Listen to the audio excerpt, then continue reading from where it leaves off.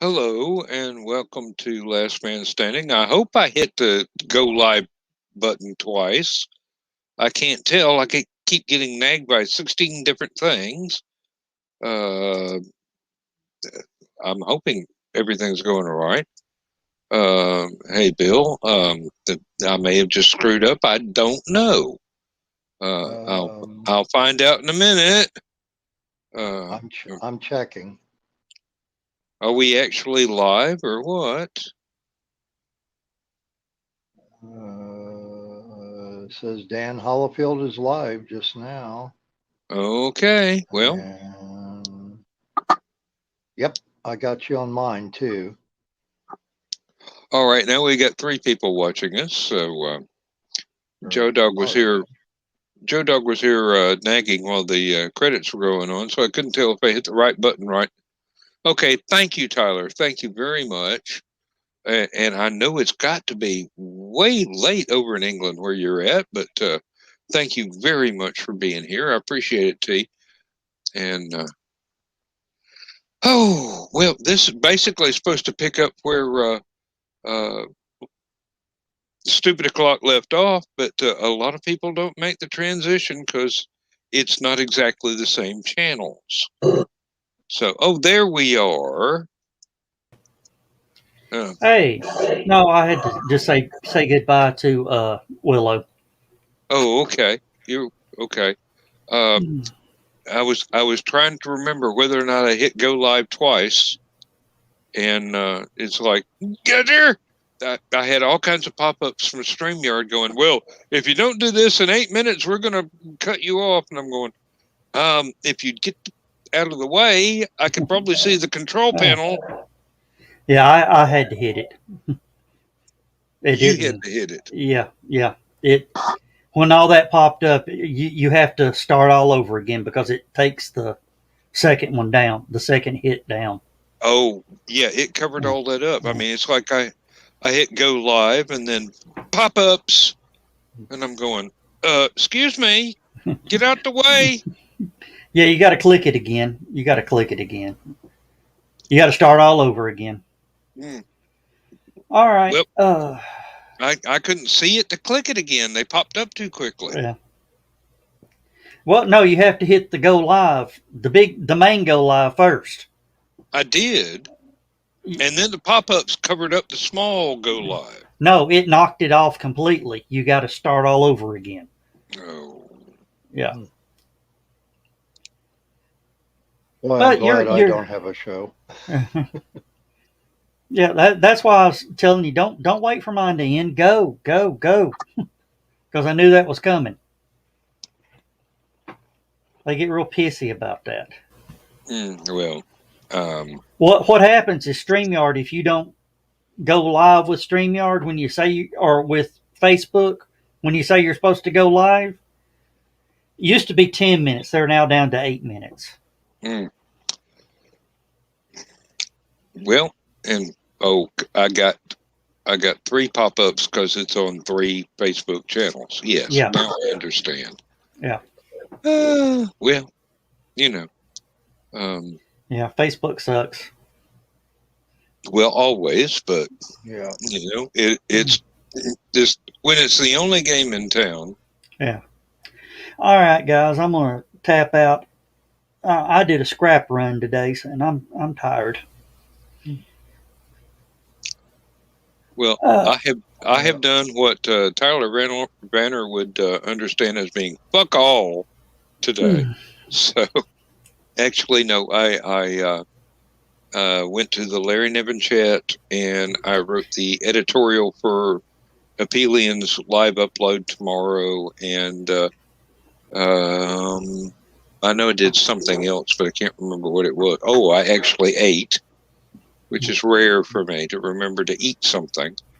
Uh, yeah. you wouldn't know it from how fat I am, but yeah. Well, Dan, I'm gonna tell you something you ought to do with Aphelion with your with your Aphelion. yeah with that page is try to get some of the authors in to do in with you and do a little quick 30-minute show with them. Well, I could, and I've done that before, and usually the only one I can count on is Stephanie. Hmm. And she and I have interviewed each other time and time again. So it's almost like we don't even need to ask the questions. We just go and 3, and she gives the answers. All right, I'm out of here, guys. Y'all have a good Oh, one. thank you, See, thank All you, right. Joe. and thanks very much for getting me started on Yeah. this little nightmare. Yeah. Um, And thanks for jumping in on my show. I'll oh, holler at you. Hey, you got Joe D. McPhee. yes, I do. I was just about to pop that up on the Yeah. right Yeah. there. Shoot, drag Listening Joe. to the wind down. Yeah. Yeah. Well, I mean, Joe, you can always join us here. Yeah. Hell, how could Whoever's uh got Joe D on their messenger list, just click invite down there, copy to clipboard, and send it to him in a messenger. All right, I'm out of here, guys. Y'all have a good one. all See, right. Joe. All right, good Love night. you, dog. Anyway, um, as I was saying earlier, Bill, Yeah. some of your smaller, more personal artwork is just like you drag up memories of my childhood Saturday mornings that I just absolutely adore being able to remember, and nobody does it better. Oh, and here we go. We got Mr. McPhee. Yo, Hey, Hey, how Joe. you doing? How you doing? shoot, And I'm and just hanging in there. welcome Just to got Last through Man doing. Standing. Uh, this we're well. Bill's not an insomniac, but I definitely am. Mhm. So, Hank, well, I'm just glad to see you, and thank you for popping in. However long you can stay, as long as we do, or you can close it out by yourself and be the last man standing. I don't really care because when I nod off, I'm gone. So, Well, you got to understand, I just got through doing a 3 hour show here because we had to carry the code. We decided to run longer than our normal 2 hours, so we went 3 because she was about to get ready to pass out. So, yeah, I'm up here. It's like, yeah, this is perfect name, Last Man Standing. Let's see how long I can stay up beyond that. yeah. Well, how did the show with Carol go? Kara was good. Kara Nicole is fine. We just talked about what we normally talk about. It's like anything and everything. So we don't really normally do the comic book stuff. We talk about whatever is going on, for anything from how we deal with things in business to whatever is going on in the world. So it's cool. Yeah, I've seen a couple of things with her, and it's just it always impressed me about how professional she is and everything, but also how much fun she seems to be. Yes, she is just that way. She is just that energetic, just that bubbly, talking about things in general, not just the normal stuff that you think she should be known for, but she is highly intelligent. I mean, we got through a whole thing talking about the concepts of why, how can I put this, when you think about the professions, especially the 3 oldest ones, why is one so frowned upon because it's not licensed? Now Mm. y'all thinking it's like 3 oldest professions. Let me give you a hint. One is law, the other one is medicine.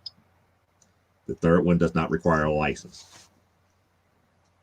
and Oh, in most cases it's considered illegal. yes. Well, that was the one that I was thinking of first, actually. The other two I wouldn't consider actual professions; they're just evocations. Mm-hmm. But then I'm weird. I actually have studied history, and I watch everybody else repeat it, but can't do anything about it. Um, still, yeah, that is a good question. Why?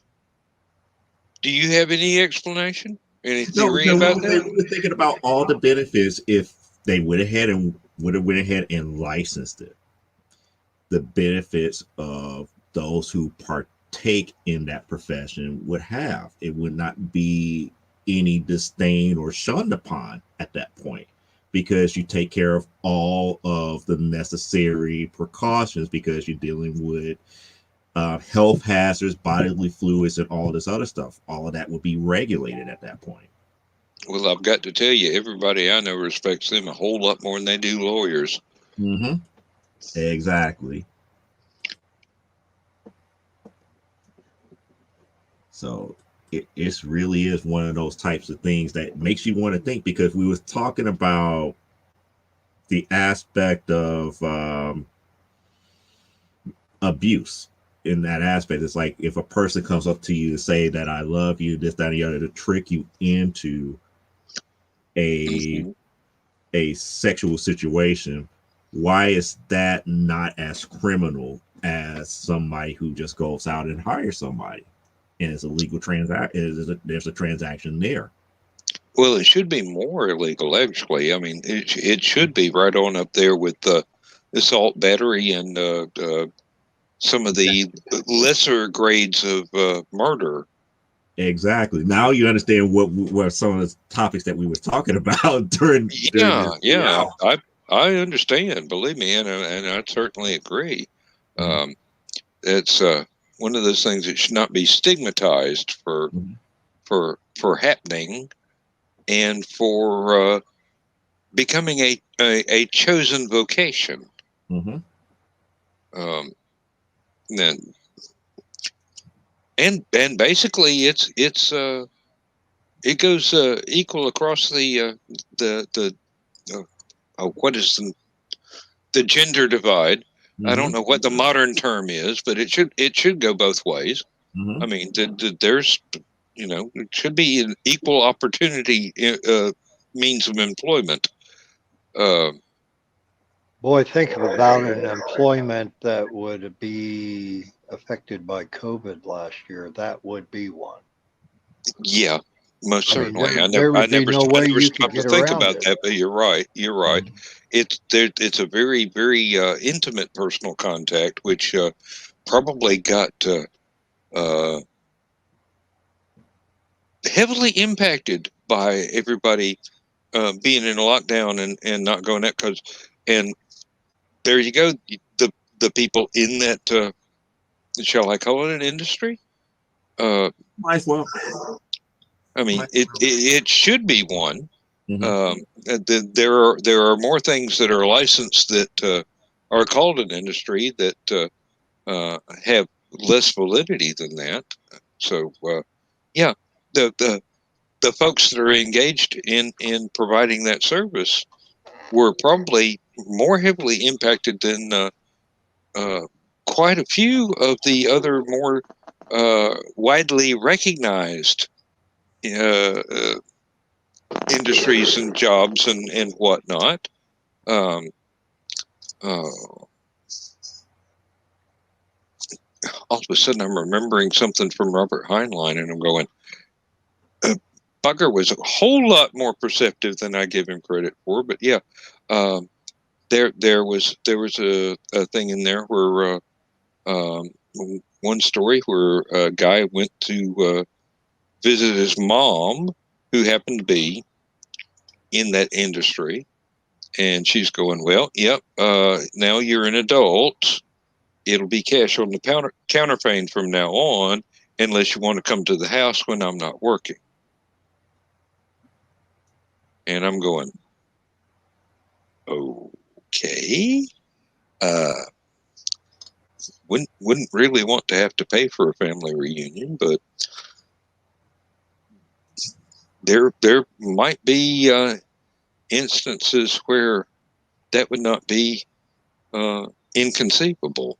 But sorry, I go off on all kinds of weird tangents because my brain is really into fuzzy logic and remembering stuff that I may not have fully grasped from my reading before, and all of a sudden it pops up and go, "Hey, is this something applicable to this situation?" And I go, "Well, I don't know. Let me open my mouth and spout some verbiage and see what happens." I'll either get slapped down or somebody will correct me if I'm wrong. Well, that's true. I don't see any problem with that at all. But that's just one of the few things that we talked about, because also talked about monopolies too, because not too many people remember history, especially dealing with one of the biggest monopolies that ever happened in the United States, which is Ma Bell and AT&T. Oh, I would have gone back even further and go to water monopolies like control of rivers and things to cut off supplies to people further away from the river, so that they were able to control those people. And Egypt was a water monopoly. They had to do all kinds of canals and things to be able to grow crops and whatnot. Might have been many places in Mesopotamia that were like that, but I don't remember. It's been a long time since I visited, several thousand years. Yeah, but to get it back into the present day, you're exactly right. Now, could you expand on that a little bit? Well, we was talking about how certain companies nowadays are getting way too big based upon the service base that they offer, and it's sad that our government does not recognize when monopolies are being built. Because again, when you take away competition, there is no growth in the industry in that area. So when you have things like, let's say, Facebook that would want to acquire video viewing, video chatting, and all these other services, and to make it one big conglomerate where you can use your password to get into like a Zoom meeting to meet up with your doctor where you can get your results, that's being too big and it's a monopoly. Yeah, exactly. Yeah, I agree 100%. When you got one great big huge bill you pay to be able to access your telephone, your internet, your streaming services, and everything else, then you know that a monopoly has been constructed. But why didn't you notice when that was being put together? Right? Because the competition was not completely destroyed at the time. Because think about it, when you did, it's like, let's use Comcast as an example. They have television cable, they have internet service, and they have telephone. Technically, AT&T has not gone away. So you can still technically get telephone service through them. Technically, you still could get internet service through AT&T. But the smaller guys are all gone. There's only the two major corporations that still left. Therefore, in theory, there is not a true monopoly there, but it really is. Especially when the two competitors in that are actually behind the scenes partners. Sounds like Marvel and DC. Yeah, really. There's some crossovers there we're not allowed to know about, you know. Well, I worked for Lowe's Home Improvement for over 15 years and in Danville.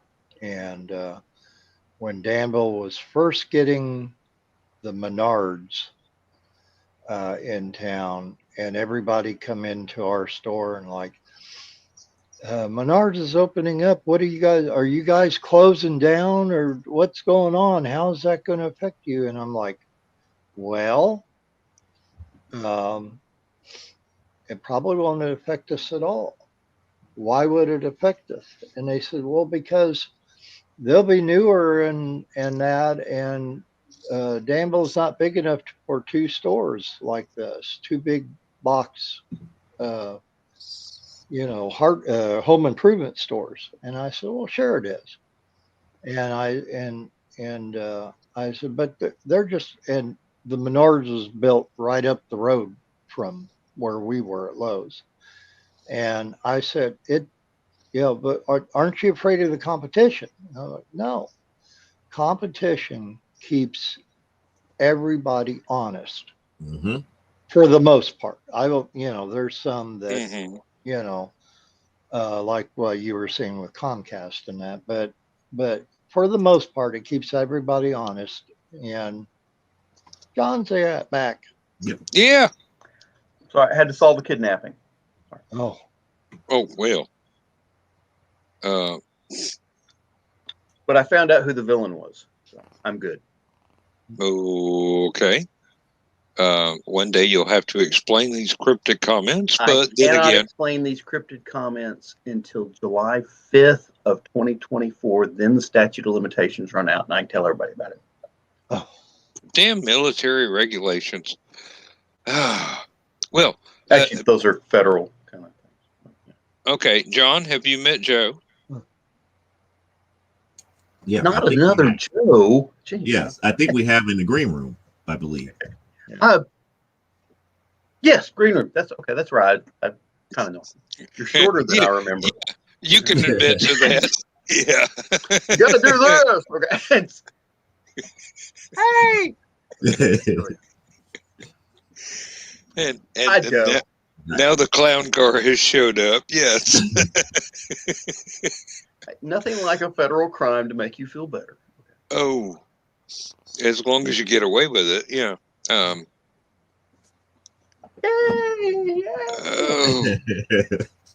where were we, Joe? I swear, things just kind of escape from my head when folks show up and we was talking about competition between Menards and Lowe's, dealing with the whole idea of oh yeah.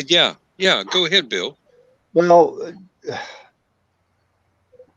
long story short, basically all that happened was Lowe's was a little on the slow side for a couple months till the newness wore off of Menards, because basically it would be no different than Walmart and Target or whatever. Both of them are going to have that same $15, $20 toaster in that. And, but it's going to be the service is what's going to bring the person back. And, and if it is $5 more at Target than Walmart, but the service was better there and all that, then people, would do that. Yeah. And, so it's the same with this. I probably about 60% of what's being sold both at Lowe's and Menards is the same, maybe some different, brand names and stuff, but typically you can get both same places Mhm. and that, but you will remember, the service. And one thing we had at Lowe's, we called it the 10-foot rule, that if you had a customer within a 10-foot radius around you, you at the very least needed to acknowledge their presence and that, and then say, what can I help you with today? And you go through and because 9 times out of 10, they're going to say, well, I'm doing okay, but since you asked, there is something, and you take it from there and that, and then you start selling your add-ons and all that normal Mhm. retail BS stuff that I'm sure you don't want to hear about, but it is, coming up, and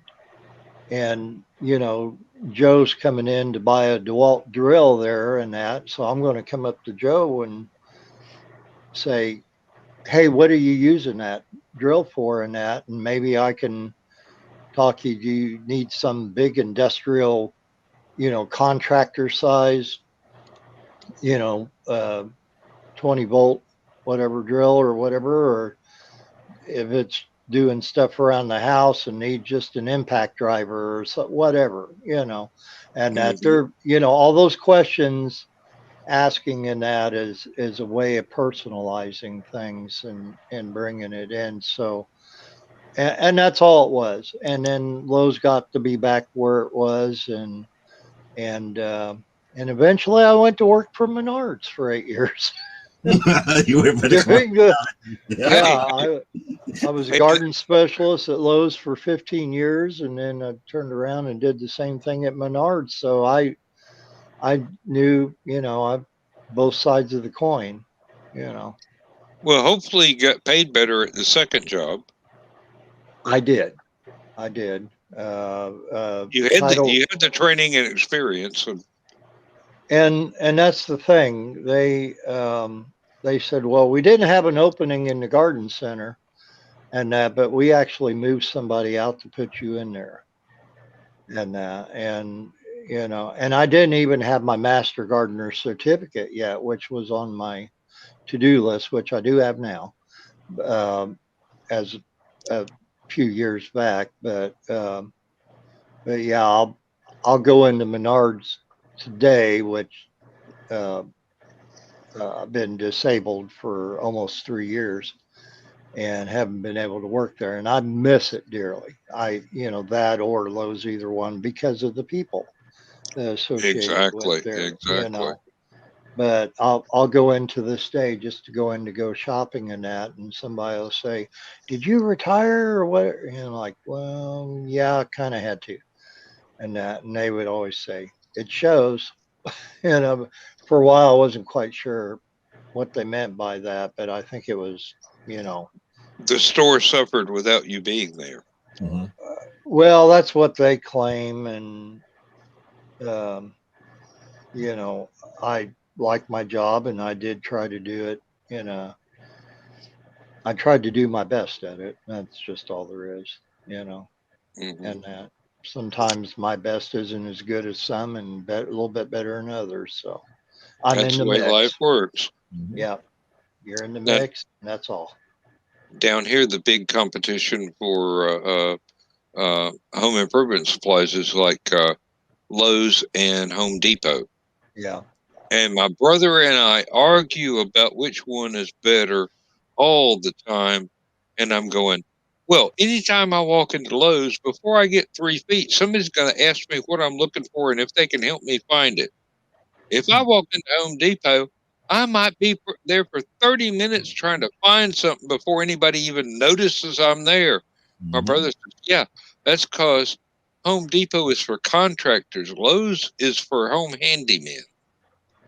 See, when I worked as a specialist at Lowe's, they had one specialist for every department. They actually called them us Lowe's pros. Yeah, that sappy as that sounds. We worked Monday through Friday, 9 a.m. to 5 p.m. We had our evenings and weekends off, cushy hours, you'd think, and they were. But our sole purpose was to be there during the hours that the contractors would be there, because we were supposed to be the most knowledgeable people, as opposed to some 18-year-old kid or something, that's coming in working part-time. And that's the way it was. When the person who instituted the Lowe's Pros program had retired, then Lowe's all of a sudden decided, we don't need this program anymore. You're all going back on fluctuating schedules. And I got out of there soon after that. It does sound a But bit unfair. Mhm. the contractors voice their opinions more than anything else. Mm. Once you lose the contractors, that's a big chunk of money going out the door for Lowe's and over to their competition. Oh yeah. Yeah, and Absolutely. that was my brother's point. He's a licensed electrician, and he'd walk into Home Depot and he knows exactly what he's looking for and what aisle it's on and everything else. He doesn't need help. He just It's like going to a grocery store. You know where the bread is. You don't need somebody to tell you, and that's what that is like. And then somebody like me that's going into to Lowe's, and I'm going, I need a fiberglass handle for this damn shovel handle that I broke, and where can I find that? And somebody will actually tell me, well, we don't have that. You'll have to go to Ace Hardware because they carry it. But if you want to go ahead and buy one that already has a fiberglass handle instead of replacing the handle for the one you got, then that's over here on aisle 6. And now, Joe, now what was the consensus that you reached in the earlier discussion about the shall I call it alternative professions? Oh, as far as that is concerned, it's like things would be much better if they went ahead and treated that one profession and license it just like you license a person to drive commercial vehicles and stuff to that magnitude, and just get it over with to end the shaming and all the other stuff to it. Well, yeah, and they could get health insurance and everything. Yeah, that'd be a great thing. It really would. Because Well, if you're going to treat the more abusive side, if you're going to treat it more criminally, we might as well make those who are upfront being legitimate. There's a legitimate transaction monetarily for it. Why not license? Why can't they be licensed and have some type of regulatory system where they don't have to worry about the stuff? That way they can have, health insurance. People on both sides would be kept safe and everything would check out. and really, it's the customers that would tend to be abusive, not the people supplying the service. Mm-hmm. I mean, they would be much safer if they didn't have to deal with that kind of person as a customer. Mm-hmm. Well, that wasn't me. No, that's my cell phone. Oh, okay. I started to say, whose Alexa is telling them it's time to take their meds? But Joe Dog isn't here. So, Nope. And I don't have meds, so I'm just up here trying to figure out who's up here trying to send me something or tell me about something. uh, I don't care. It's after midnight here, so why would I care? Yeah. Oh, by the way, happy Same 4th of here. July, everybody. We're after midnight, so I can say that now. please do say it again. Happy 4th of July. Oh, well, thank Yeah. you. Thank you. Yes. I don't know exactly what my wife intends for us to do, but I'm hoping it involves a grill more than it involves a lawnmower. Oh, I did that. I did that yesterday, or I can say it now as yesterday, but yeah, I did that earlier. Yeah. That's what we did up at Laura's dad's house.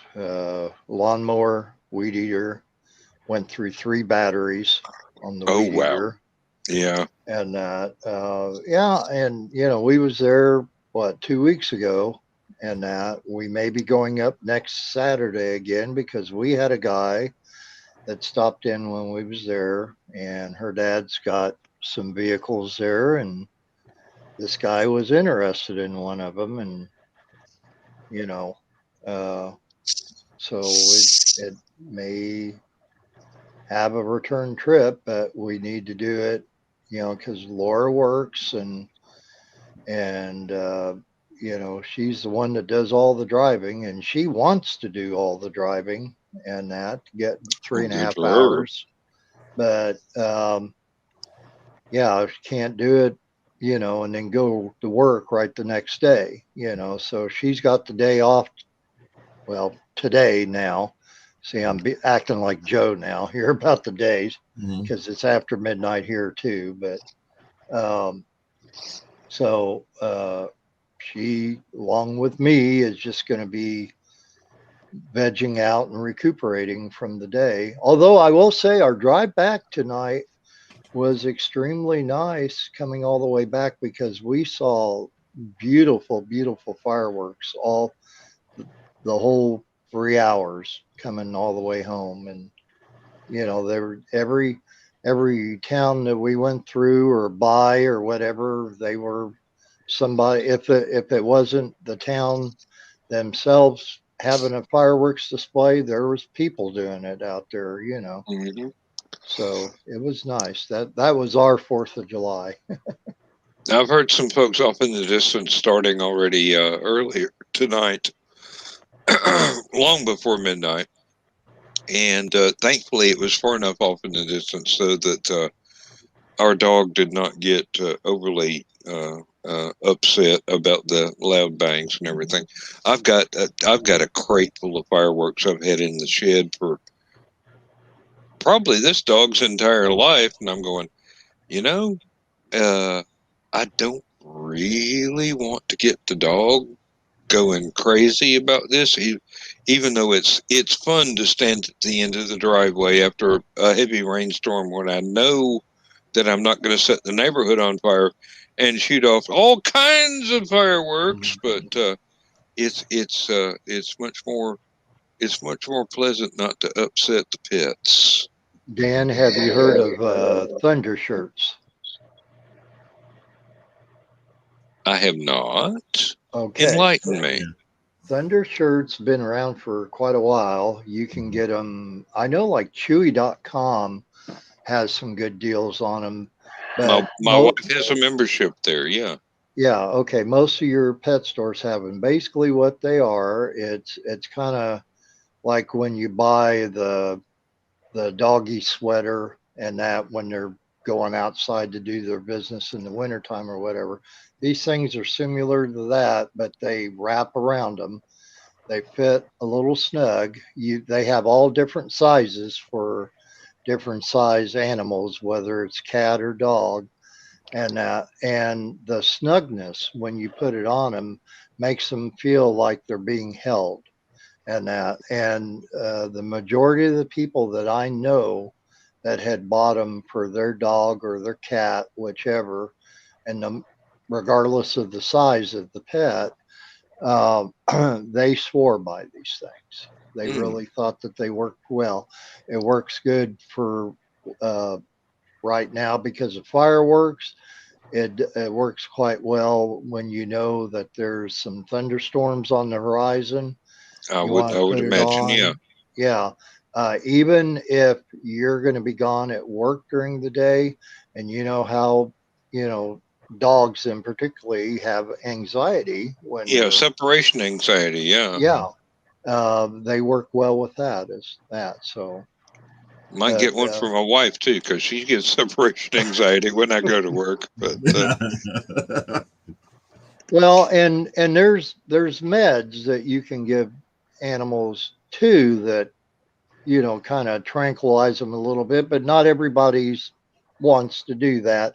And then, well, like Laura's got uh, one of her cats is diabetic and has some other issues and all that, so that's not really the answer for hers. But hmm you know, for something like that, you know, the thunder shirts are pretty easy. And like I say, they do have a size scale that you go by and for just whatever size breed of animal that you have. But well, we have several cats as well as a dog, and mm, Lindsay will buy. My wife will buy some catnip for them and go outside and sprinkle it around, and she swears up and down. There's one of the cats. He's a long haired black and white tuxedo cat.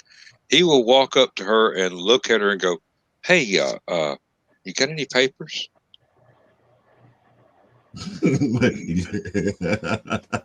yeah, Laura grows He her own is catnip. so stoned. I mean, he is so laid back. It's like I knew people like that in college, and I'm going, yeah, I can really relate to this cat's personality. It's like, okay, let's move on, and maybe you want to watch this Monty Python here, or maybe you just want to listen to some Allman Brothers or something.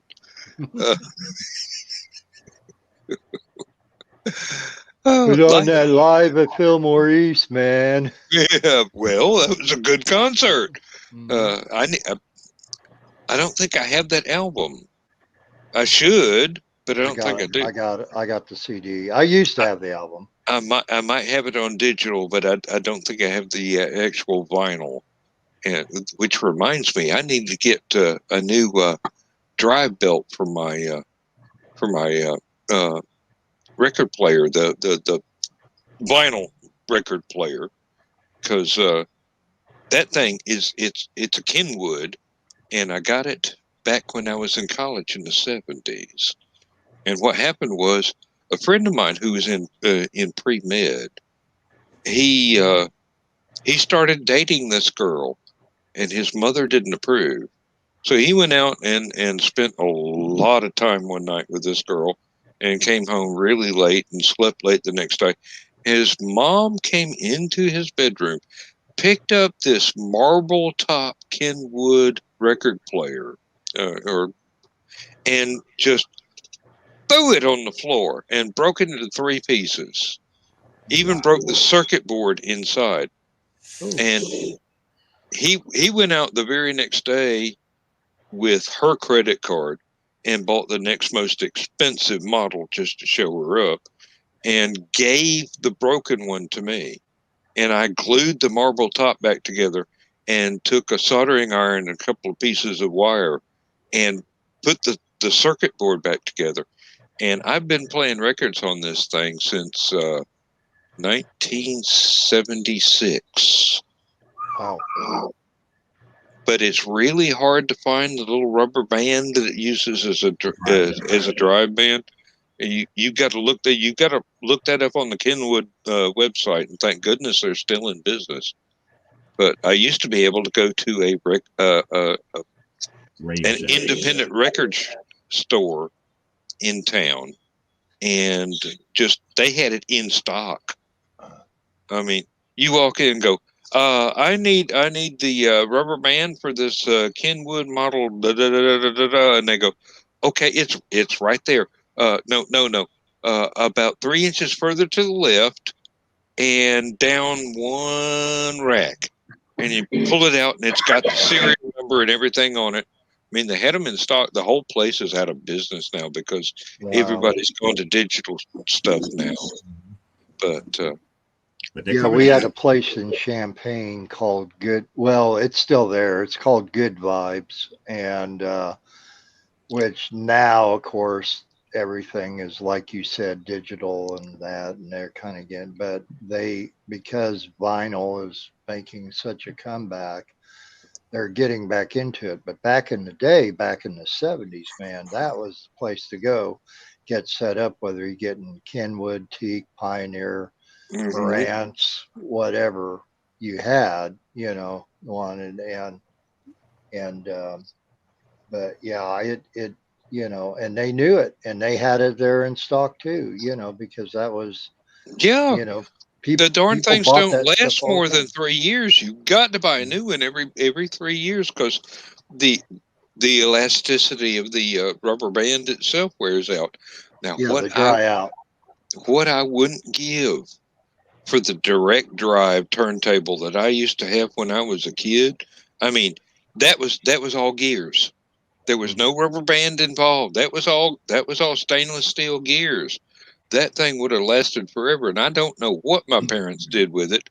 If I can find it in the attic or in the barn or whatever, I'm snatching that bugger up fast enough to leave scorch marks behind because it is dependable. I've got one over here that is actually hooked up to my computer, and it came with a program where I can play a vinyl CD and rip MP3s off the vinyl CD, vinyl record, and rip MP3s off the vinyl. But the program, unless you tell it not to, specifically tell it not to, anytime there's a pause, it'll start a new track. So if you put on a Yes album that's all one song on one side, you're going to get like 18 different tracks off of that instead of the one song, which is annoying. Oh, Lord, yeah. But my wife let me buy that thing at a TJ Maxx, believe it or not, years ago. And I was hoping it was a direct drive, but I came to find out, no, I'm going to have to figure out how to buy rubber bands for this one too, sooner or later. But I have ripped a few MP3s off of some of my vinyl. I've got, I think I've got 500 vinyl albums left of my original collection. That I had a burglary and several hundred disappeared. But I've got about 500 left, which lets you know how much money I wasted in turtles in the used record stores back in the 70s. So, used to, I'd go out on payday.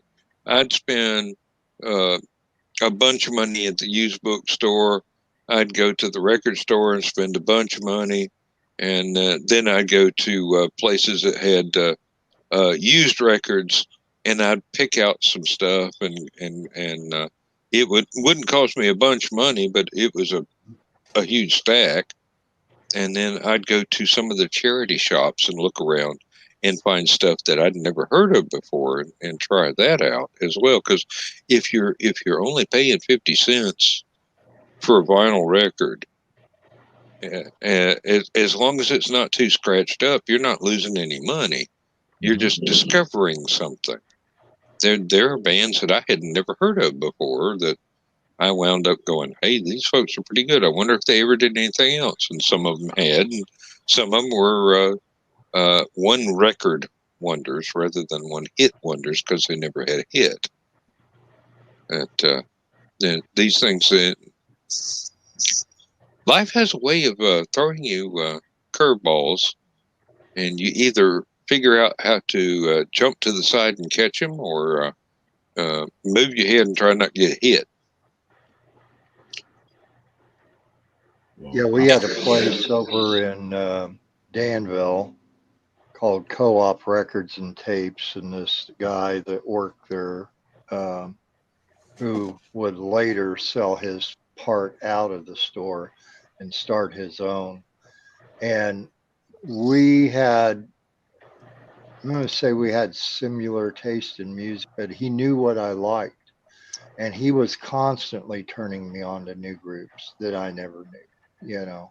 Mm-hmm. And for the simple fact of just saying, okay, well, he likes the Beatles and he likes Zeppelin or Stones or Monkeys or whatever and all that. So, you know, okay, and that, and he knew my kind of buying history when I would come in there and get and all that. And then I would walk in there and he'd say, hey, Bill, come over here and take a listen to this and that. And, you know, have you heard of this group or that, you know? And a lot of times I would, you know, something. I had a guy in college like that introduce me to punk rock when it was just brand new.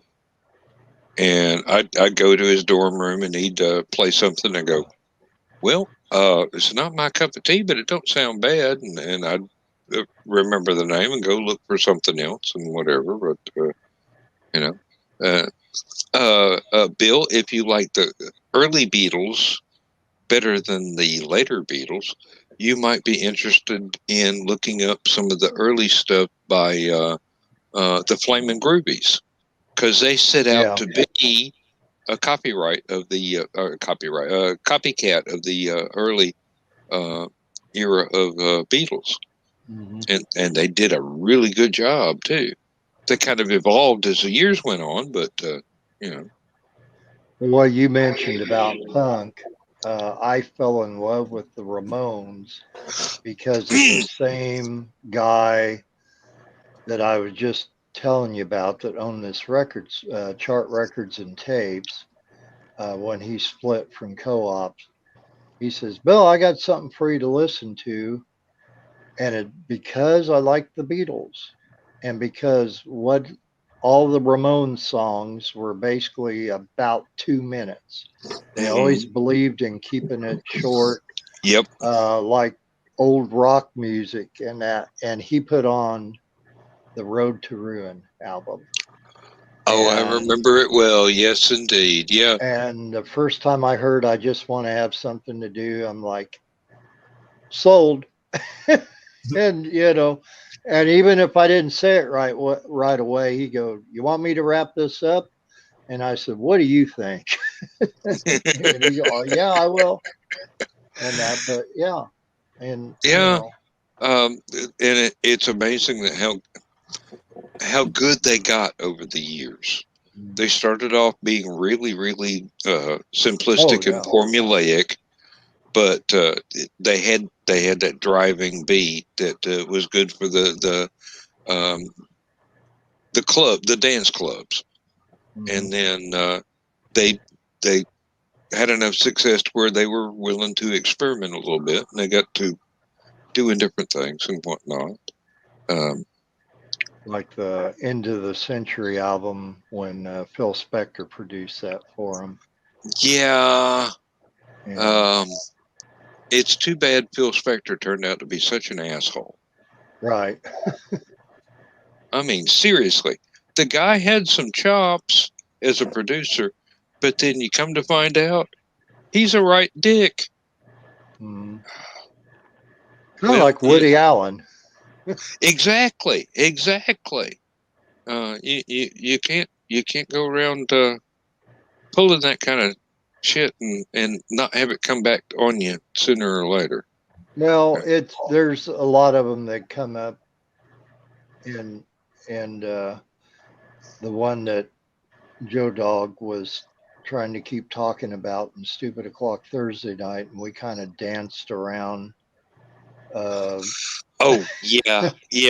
about, We and did, because that sort of thing would tend to get us Facebook and blocked and other right. things. But yeah, And the thing with him, I did not agree with what he did and what he admitted to doing and that, but I've always been a super huge fan of everything he ever did on TV and what, National Education Association and everything else.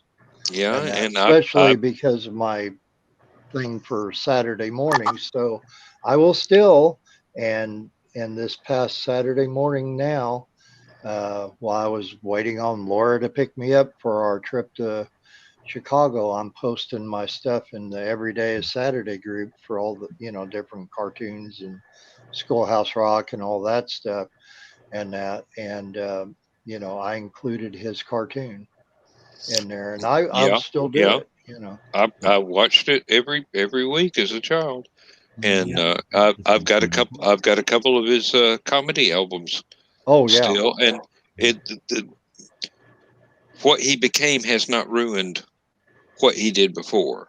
To Right. me, I can separate the art from the personal life of the artist, And and in some cases that's hard to do. In this case, it's not quite as hard to do, because it's one of those cases where um, you know this was so prevalent. The work was so prevalent when I was being exposed to it that uh, it's easy to go. I don't have to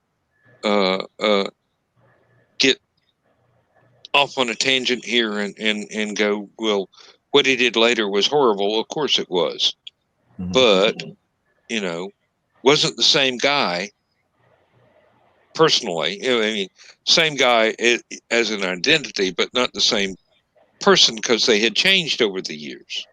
Mhm. So there's a lot of, well, I won't say a lot, but there's a few other folks that like that, where I can appreciate what they used to do and still condemn what they wound up getting in trouble for. There's some music videos that I can't play because my wife will go, "Oh no, no,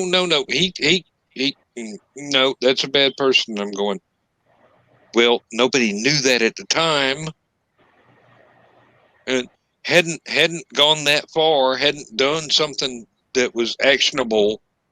Uh, nobody knew it, but here's this music that's got nothing to do with that. Can I please just enjoy what they used to do before we found out they were a jerk? Mhm. Oh.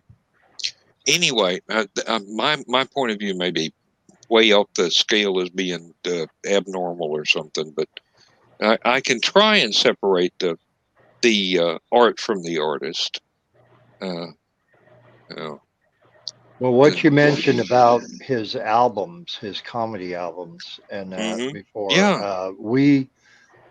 Why Is There Air was one of my favorite albums, but because of those early albums, I knew about Weird Harold and Fat Albert and Russell and all that Mhm.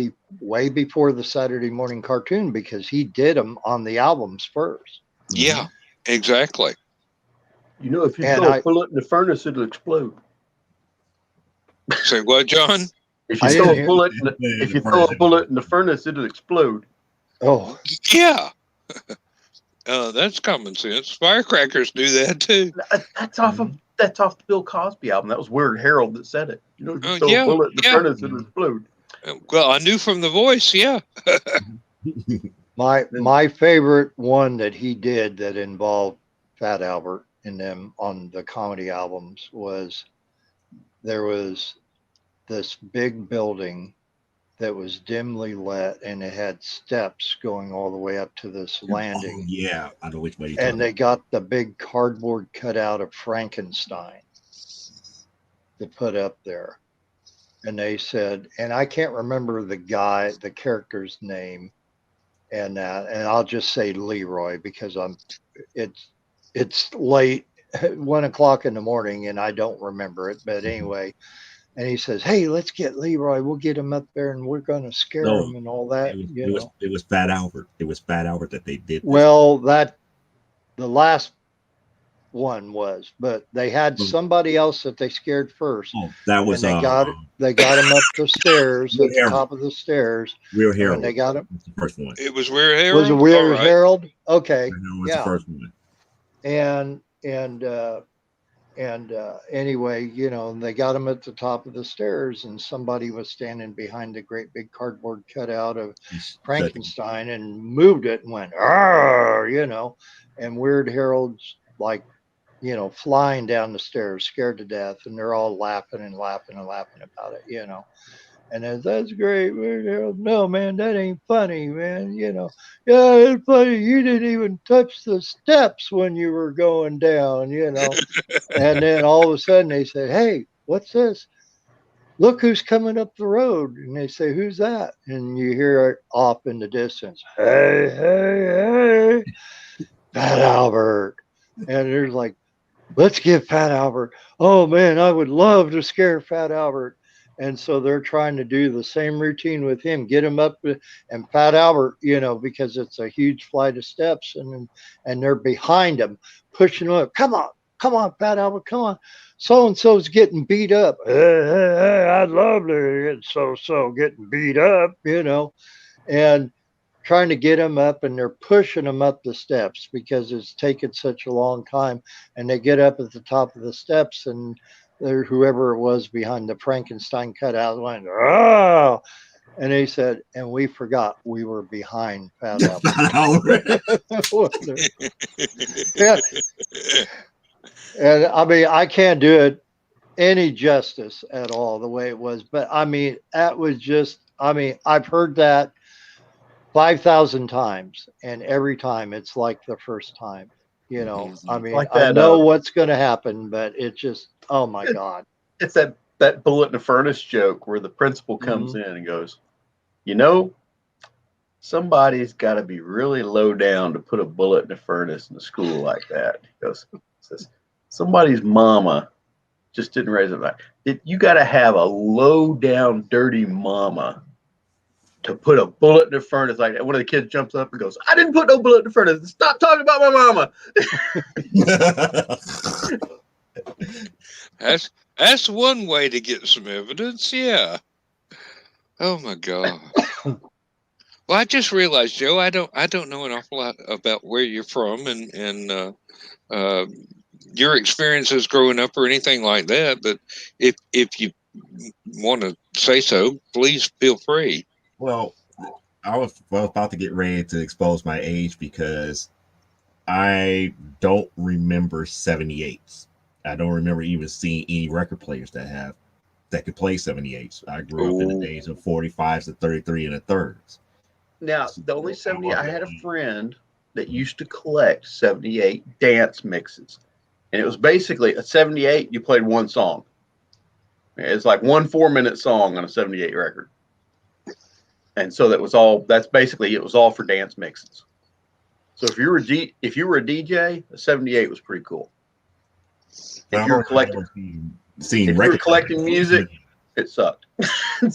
So, you know, I was like, I have like aunts, uncles, you know, my grandparents even had record players, but none of them played 78s. So that was kind of weird because it's like everybody thought about, oh, I remember the days of 78s, but it's like, show me a record player that plays them now.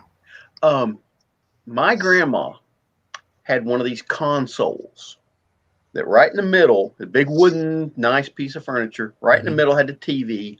On one side, it had the record player, and on the other side, it had was the radio. The AM radio and the 8-track player was on the other side. Oh, wow. Oh my God. When I was a kid, 8-tracks had not been invented. Oh my God. And it had 33 and a third. It had 78, 45, 33 and a third, and an 18. 18 was usually for children's records. Wow. That's the only one. It's strange enough. That's the only one we never had a record for. Was an 18. I've never seen an 18 record. They were always the kind of plastic. Now, are those the ones that used to get in the cereal box that were square? They're like a really, really floppy. Like they'd cut them out of an X-ray film or something like that. Something like that, yeah. But most of the ones we got were 45. So. Yeah, if you find like an old, and they were usually yellow, but they were the size of a 45, had a solid center, unlike a 45, but with a small hole that you would have predominantly for a 78. So you wouldn't need the spacer for the 45. Yeah, you wouldn't need that, but it was made out of plastic. It wasn't made out of vinyl or any of the other. What was the other one? Celluloid or something like that? Or some sort of celluloid. Not what they made the radios out of. The Bakelite or something like that. Bakelite, but very similar to Bakelite. But usually we had them. And they were like Mother Goose records, or so. It was some sort of children's record. Or they record played on 18. Yeah, it played. 18. That's why they were 18s, because it would go so slow. You could do the read along with it. Tyler Vanner says acetate. Acetate. Thank you. Yes, thank you, Tyler. Now here I'm about to reveal my age. When I was a kid. Benjamin Franklin was flying a kite, and lightning hit the key. Hell, he hadn't even been born yet. 78 albums were almost always either 1920s jazz or classical music from way back when. That would make sense because if I remember correctly, a 78 album only played 4.5, 5 minutes of music. Because how fast it was moving. And they were somewhere in between in size. They were somewhere between a full size LP and a 45. They're about halfway in between. The ones I saw. They were really pretty close to 33 and a third. I had original 78. I cannot remember what label it was on because I had some Glenn Miller 78s that was on the original Bluebird label, but I had the original Cab Calloway Minnie the Moocher, which is my absolute favorite song of his. And I love to see the performance of that live, not only on YouTube, but then when they recreated that for I think it was the first Blues Brothers movie. Blues Brothers, yeah, the first one, yep, from 1980. Mhm. I think the earlier black and white one was more impressive because that was when he was in his prime. Oh you yeah. know, and the man had some chops. Let me tell you. Now, as I recall, the regular 33 and a third, those are about 12-inch diameter. 78s were 10-inch diameter. 45s were about 7 inches in diameter. And I don't know what the 18s would have been, but they could have been any size because they were, as Tyler said, acetate or just some kind of cheap ass plastic that could be distributed through cereal boxes or mail order stuff. But and Joe, we interrupted you. I'm sorry. No. But that's like I said, I was telling on my age because it's like you mentioned all these albums and everything. It's like I'm just curious what is truly is a 78 because again, when you grew up only knowing 45 to 33 and a thirds, it's like that part. When you only hear about it, it's like, oh yeah, 78s were fragile, and we're glad that we don't have to worry about them anymore. I'm like, Hey Dan, I'm gonna Yes. make you feel really old. Okay, I'm on the Yale University library site.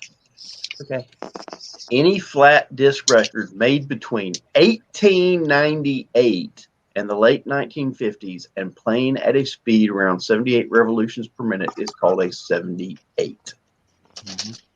Okay, the materials of which discs were made, they were coated in various things. So shellac eventually became the commonest material. They were made of a brittle material which uses shellac resin. And then during and after World War II, when shellac supplies were extremely limited, some 78s records were pressed in vinyl instead of shellac. And particularly the 6-minute, 12-inch, 68 RPM records produced by V-Disc for distribution to U.S. troops in World War II. Mm-hmm. That's kind of the ones I remember. I said about 5 minutes or so. They say 6. Don't you dare look up my first album. Your first album. Let me see. They don't say anything about it, but they do. They do have a picture of Fred Flintstone playing your first album with a woodpecker.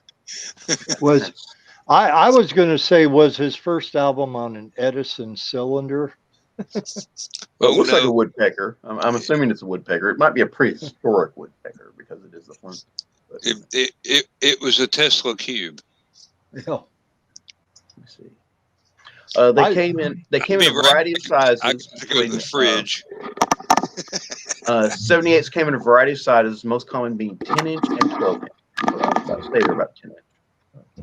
So I'm wondering if the ones that they made later in vinyl are the ones that were the 12-inch ones, because all the ones that I remember that were made in the other form were always 10-inch, as far as what we had at home. Okay, the 12-inch gave you 4 to 5 minutes, and the 10-inch gave you 3. Okay, yep, that'd probably be about right. I had speaking of Edison cylinder, I had a buddy of mine that had an Edison cylinder phonograph, and we had bought, some that we would see in antique shops and that, knew some cylinders and that, and just to see how they are. He had actually 2 speakers for it. He had the smaller, they always referred to the witch's hat speaker, which was the black and the gold, and it probably, I can't remember how big it was, but maybe 14, 16 inches is all. But then he also had the big blossom one that you had to hang by the crane arm on it, which was huge, but it produced 10 times better sound than the little witch's hat that you could just connect right to it. You'll like this part. Thomas Edison. Edison's diamond disc were available in 1910 in 7-inch, 10-inch, 12-inch, 14-inch, 16-inch, and 21-inch formats. Wow. That's a big record. That's a big damn record. Mhm. The 21-inch played up to 8 minutes of sound at 78. They were made from an early plastic known as amberol, which gave it little surface noise and superb clarity, but was incompatible with any other system. So you had to buy an Edison diamond disc player to play the darn things. Oh, Thomas Edison was the jackass. Apple of his day, the iPhone. The reason why we have to pay for electricity today instead of relying on what Nikolai Tesla used. I still love going up to Greenfield Village in Dearborn, Michigan, and they recreated Edison's whole laboratory workshop, whatever you want to call it. And to the point, and Henry Ford was actually responsible for the majority of this, being good friends with Edison and Harvey Firestone and William Burroughs. But they wanted everything to be exactly as what Edison remembers when he finally had major success with the filament in the incandescent light bulb, as opposed to it running for 30 seconds to a minute and then going poof, And to the point, not only were every thing that was on his work table placed in exact position, but even the chair that he was sitting in spaced to where it was exactly the same spaced apart from the work table at the same angle, everything. And when you went to go see that, you could get near it, and of course you wasn't supposed to sit in there, but people were so concerned about everything remaining exactly the way it was. The chair was nailed to the floor, everything on the table was secured on there to where it couldn't be moved. And I don't know why, but that was my take on the whole thing when I was a kid going to visit that. If it ain't nailed down, somebody gonna steal it. Mm-hmm. Oh, they just didn't want him to move it. They didn't want him to move it an inch away from what Edison it was during that important. Well, then again, period of time. I heard something the other night. There was a Doctor Who exposition, and their biggest problem with keeping everything stage accurate with that was the cleaning staff would come up and polish this dirty floor that was supposed to be dirty because that was part of the set, and they'd dust. And this haunted room, they'd remove the cobwebs, and it's like, all we wanted you to do was, the public areas and the walkways, just clean that, empty the trash cans. And I'm going, oh, dude, some people take pride in their work. They're going to clean something if you turn them loose. Exactly. I'm going to call it a night. All right, John. I'll have a good one. Thank you very much for being here. Nice meeting you, Joe. Oh. Nice meeting you, Bill. Yep. Nice meeting you, Dan. Bugger off. All right. That would get you a higher rating in England. Okay. Yeah, it would, but I'm not in England. Good night, everybody. Good night. Well, at least you didn't I'm say, getting oh, to do as well. It's getting kind of late, and it's been almost 4 hours. 4 hours nonstop streaming. Oh yeah. Well, anytime you want to come back, please do. Yep. And not only here, but Stupid O'Clock, because I may not be able to speak for Joe, but I can kick him in the butt if he makes an objection. All right. Not a problem. I don't think he would eject, but then again, Oh, he's I talking don't think about the so either. conversation that we had here too. So it kind of fits.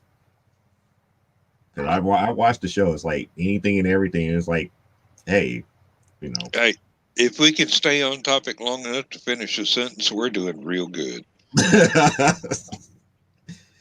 All right. Well, I'll catch you guys later. All right. Thank you Have for a good showing up, evening, Joe. Joe. Thank you very much. I will Oh. not be long myself. Mm. I might be able to hang in here a few more minutes, but Don't worry. Don't worry about it. My eyes are I'm watering, and sorry. I'm fighting nodding off myself. Believe me, I only slept to the butt crack of noon today. So I've been up since, well, I don't know. I can't remember how long I stayed in the green room last night after we got back from the auction, but I know I got up or I woke up a little bit after 6 and I laid there for a little bit, but about 6:30 I gave up and got my well, shower and everything because I knew I had a long day ahead of me. from what Carl posted, we were still going at 3 a.m. Oh my Lord. when he and Donna left. So I just don't have the faintest idea.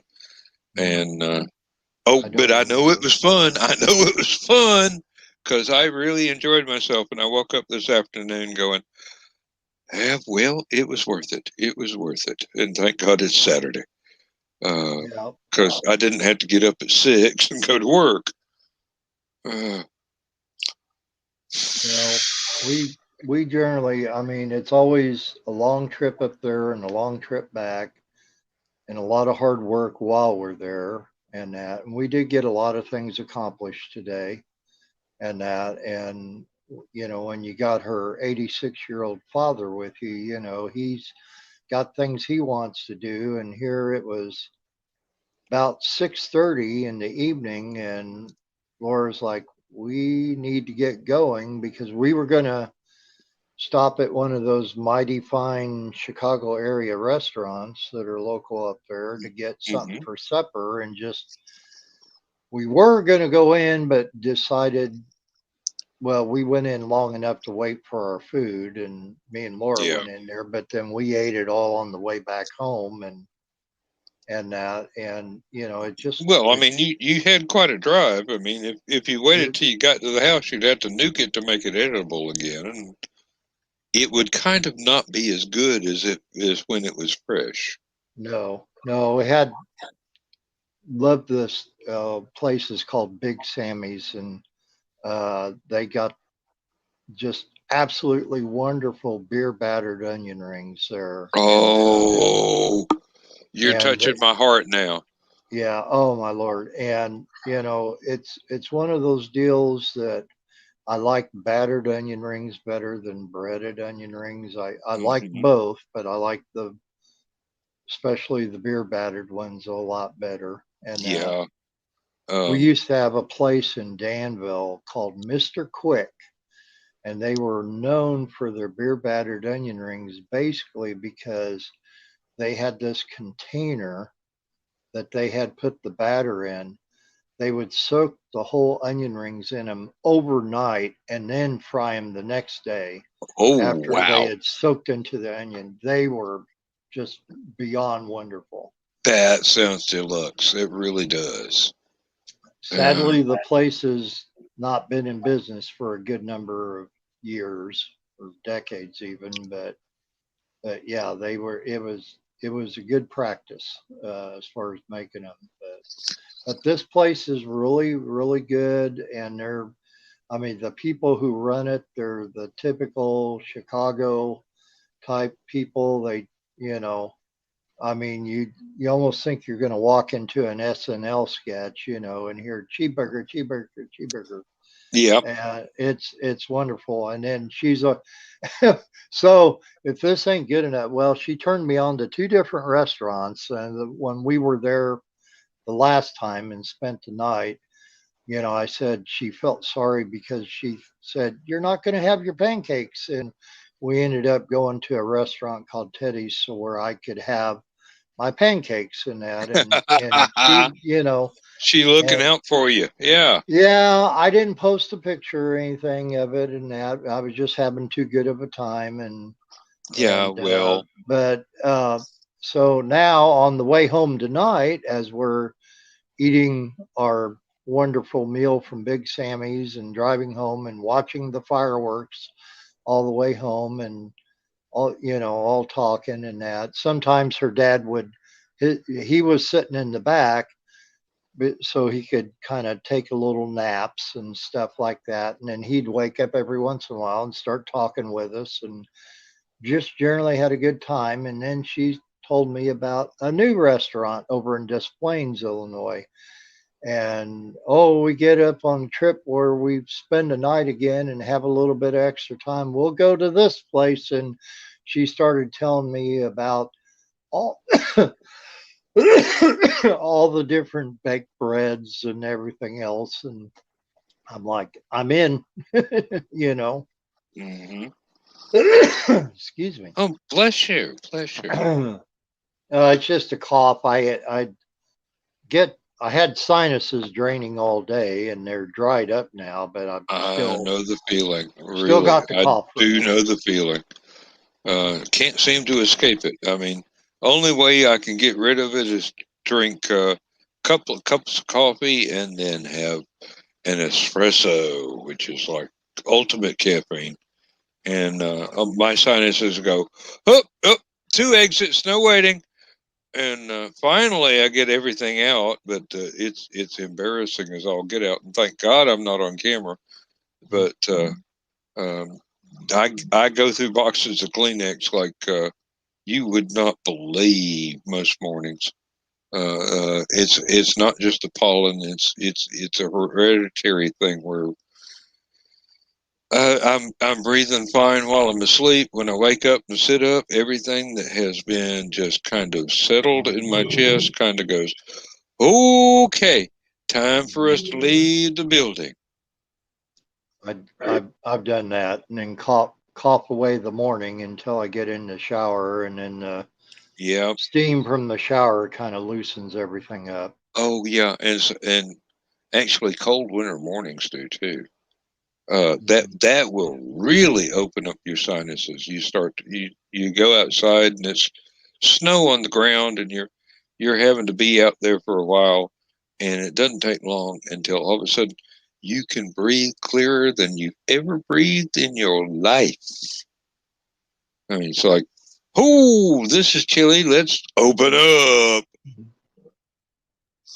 Oh, Yeah, I'd love that as much as I hate being cold. I love being able to breathe unimpeded. Uh, that's I was having breathing problems from I don't know if I'm getting an echo or I'm hearing something like a feedback or whatever. I don't know if uh, you're hearing it while I talk or not. It might just be on my end, but I'm it not may here. be. It may be. I'm not hearing anything specific, but if I really concentrated, I might be able to. Yeah. But if you don't hear anything weird while I'm talking, I don't hear anything weird while I'm talking. So Okay. it might just be that wire that was messing up on you earlier. It What could was it, be. Thursday?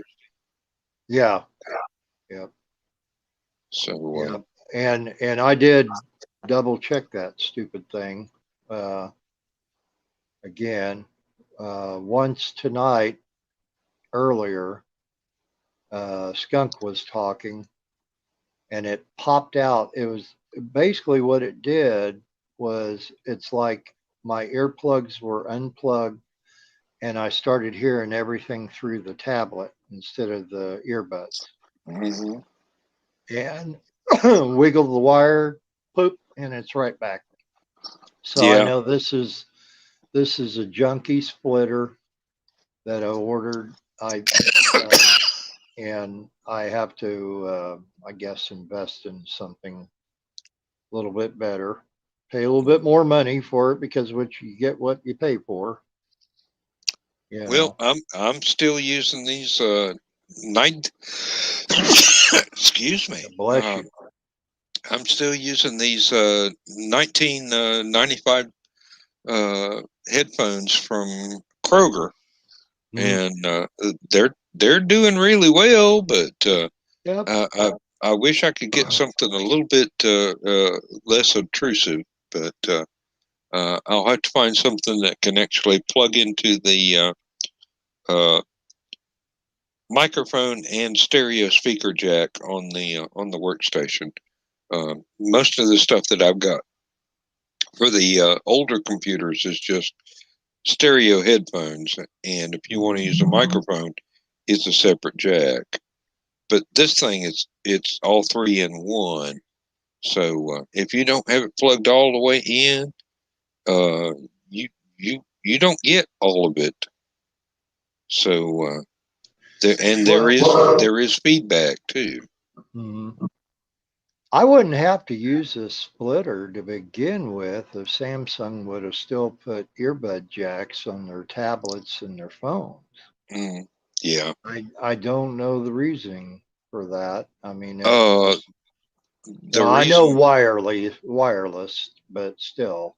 Well, the reason was that Apple decided to do away with headphone jacks for a while, and they wanted everybody to be either using wireless or go through the data and charging port with something, which is just another adapter.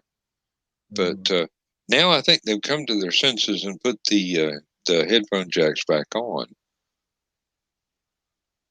I think I can use this 3-connector jack in my iPad, actually, so that I could use it to listen as well as talk. But I am perfectly satisfied with the processing power of this cheap-ass workstation that I bought that's actually better for streaming than anything else that I've ever got. So there are trade-offs, and there are trade-offs, if you know what I mean. Right. Well, I'm about ready to call it quits for the night. Are you? Yep. I am, and I think I'll have no problem sleeping tonight. Oh, me neither. Me neither. Well, thank you for popping in, and I appreciate having you on the show. And thanks for shooting the links. And it's no problem at all. Wasn't too sure if I was going to come on tonight or not, but after we got, I did a lot of yawning on the way home, but after I got back, and you get that second wind or a little bit of energy, and that's exactly what I was going to call it, second wind. Yeah, good way to burn it off. So, but you have a good evening, and you will sleep good tonight, let me tell you. Yep. And you have a good evening too. Okay. All right. Bye-bye. Good night. Let's see. I've got to get to the outro here.